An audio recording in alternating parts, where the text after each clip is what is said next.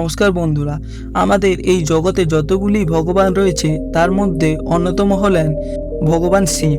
এবং আপনি যদি ভগবান শিবের পুজো করে থাকেন তাহলে আপনারও মনস্কামনা পূর্ণ হতে পারে যদি আপনার মধ্যে এই সমস্ত গুণ থাকে।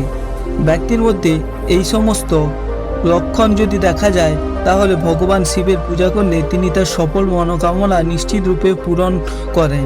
ভগবান শিব অল্পতেই সন্তুষ্ট হন, তাই তিনি আশুতোষ নামে পরিচিত।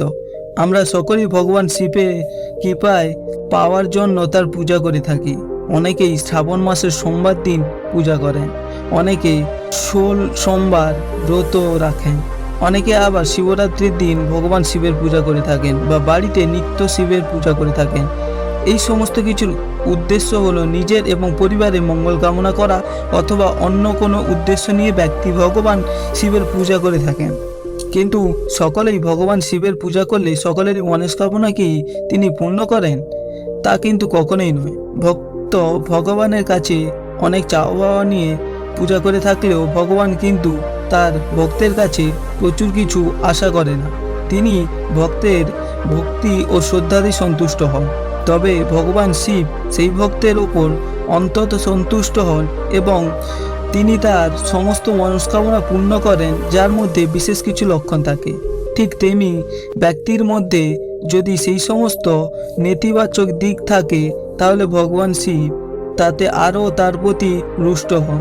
তাই ঠিক কোন কোন লক্ষণগুলি আপনার মধ্যে থাকলে আপনি ভগবান শিবকে খুব সহজেই প্রসন্ন করতে পারবেন তা প্রত্যেক শিব ভক্তের জানা প্রয়োজন। বন্ধুরা, সবার প্রথমে যে লক্ষণটির কথা বলবো তা ভগবান শিব অত্যন্ত পছন্দ করেন, আর তা হলো কোনো ব্যক্তির কাছে অর্থ, ধন, সম্পদ এই সমস্ত কিছু থাকা সত্ত্বেও যদি তার মধ্যে কোনো প্রকার অহংকার না থাকে তাহলে ভগবান শিবের কৃপায় তার সর্বদা মঙ্গল হয়। কিন্তু যদি এই অর্থ, ধন, সম্পত্তি তার মধ্যে অহংকার তৈরি করে তাহলে তার পতন সুনিশ্চিত। সে হাজার ভগবান শিবের পূজা করুক বা না করুক, তার অহংকারে হবেই তার পতনের কারণ। ঠিক যেমনটি ঘটেছিল রাবণের সঙ্গে। তাই বন্ধুরা, আপনি যদি ভগবান শিবের ভক্ত হয়ে থাকেন তাহলে মনের মধ্যে কোনো বিষয়কে কেন্দ্র করে কখনোই অহংকার পোষণ করবেন না। দ্বিতীয়ত যে লক্ষ্যটির কথা বলবো, ভগবান শিব অত্যন্ত পছন্দ করেন এবং তিনি নিজেও এই প্রকৃতির ব্যক্তি, আর তা হলো যে সর্বদা অপরের সঙ্গে নম্র ব্যবহার করেন। তার চেয়ে ভক্ত যতটা বিনয় হবেন ততটাই তিনিও তার কৃপা পাবেন। উচ্ছৃঙ্খল, ছন্ন ছাড়া উগ্র ব্যক্তি ভগবান শিবের কৃপা থেকে অনাকাংশে বঞ্চিত থাকেন। তাই যদি আপনি শিব ভক্ত হয়ে থাকেন, ভগবানের শিবের কৃপা পেতে চান, তাহলে অতি অবশ্যই আপনাকে বিনয়ী এবং নম্র হওয়া প্রয়োজন। তৃতীয় লক্ষ্যটির কথা বলবো, তা হলো যে ব্যক্তি পশু পাখি খুব পছন্দ করেন, যিনি এই পশু পাখির যত্ন নেন, তাদের খাবারের ব্যবস্থা করে, সেই ব্যক্তি ভগবান শিব অত্যন্ত পছন্দ।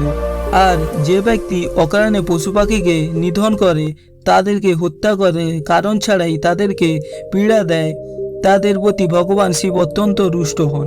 তাই পশু পাখিদের প্রতি আপনার যদি উদার দৃষ্টিভঙ্গি থাকে তাহলে ভগবান শিবের পূজা করলে আপনি সহজেই তার কৃপা পাবেন। চতুর্থ যে লক্ষ্যটির কথা বলবো তা হলো যে ব্যক্তি রাগ অত্যন্ত কম, কাউকে খারাপ কথা বলে না, কারো খারাপ চায় না, যে সকলের মঙ্গল কামনা করে থাকেন, সেই ব্যক্তি ভগবান শিবের অত্যন্ত পছন্দের। সেই ব্যক্তি ভগবান যদি শিবের পূজা করে থাকে সঙ্গে সঙ্গেই তার সমস্ত মনোকামনা তিনি পূরণ করেন। কিন্তু ব্যক্তির মধ্যে যদি অত্যন্ত ক্রোধ থাকে এবং কথায় কথায় যদি তিনি মানুষকে অপমান করেন তাহলে ভগবান শিবের কৃপায় দৃষ্টি থেকে তিনি অনেকাংশেই বঞ্চিত হন।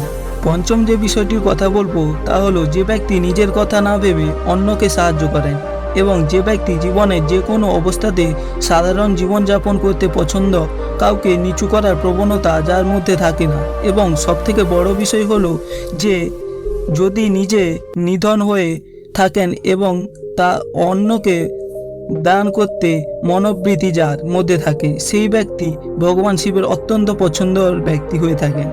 এই ব্যক্তি ভগবান শিবের কাছে যে উদ্দেশ্য নিয়ে পূজা করে থাকেন না কেন, সেই উদ্দেশ্যে তিনি নিশ্চিত রূপে সফল হয়ে থাকেন।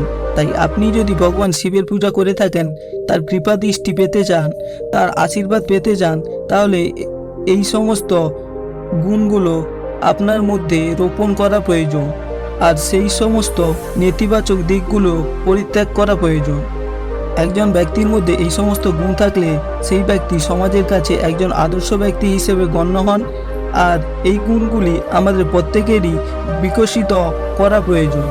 আমাদের ধর্ম আমাদের শেখায় এই গুণগুলোকে নিজেদের মধ্যে লালন পালন করতে, তবেই ভগবানের কৃপা পাওয়া যায়। ভালো লাগলে চ্যানেলটি সাবস্ক্রাইব করুন। ধন্যবাদ।